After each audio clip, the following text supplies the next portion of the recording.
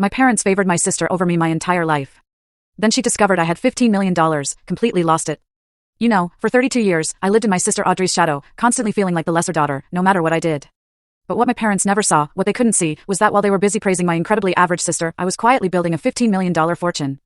And then, last Thanksgiving, that carefully buried secret absolutely exploded over turkey and stuffing, shattering everything. Have you ever wondered what happens when years of invisibility finally hit a breaking point? Let me take you back to where this whole story begins. We grew up in suburban Boston, a middle-class family that looked picture-perfect on the outside. My dad, James, was an insurance adjuster, my mom, Diana, a third-grade teacher. We had the classic four-bedroom colonial, neat front yard, swing set in the back. But inside those walls, it was anything but equal.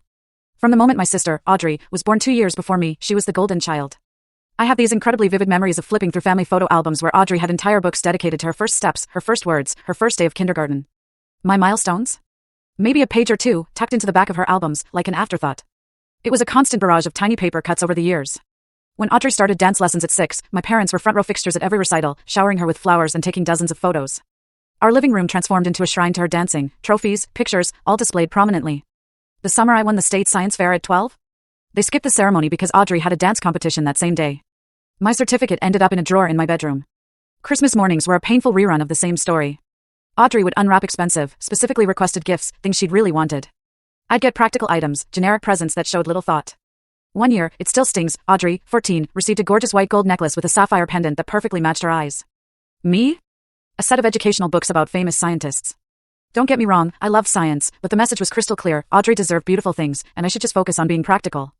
Even how our parents disciplined us was dramatically different.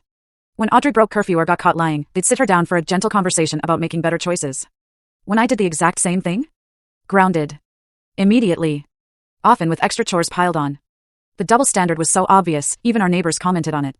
Our bedrooms told the story of parental investment, too. Audrey's room was redecorated every few years to match her evolving interests, ballerinas, pop stars, a sophisticated teen retreat. My room kept the same pale yellow walls and basic furniture from elementary school all the way through high school. When I asked to paint my walls dark blue in 8th grade, my mother said, "We don't have money for unnecessary changes right now." 2 weeks later, Audrey got a complete bedroom makeover. I learned early that the only path to any parental attention was through academic achievement. Audrey was a solid B student, excelling socially. Me? I pushed myself to straight A's. I joined Every and then watched the full story, link is attached below.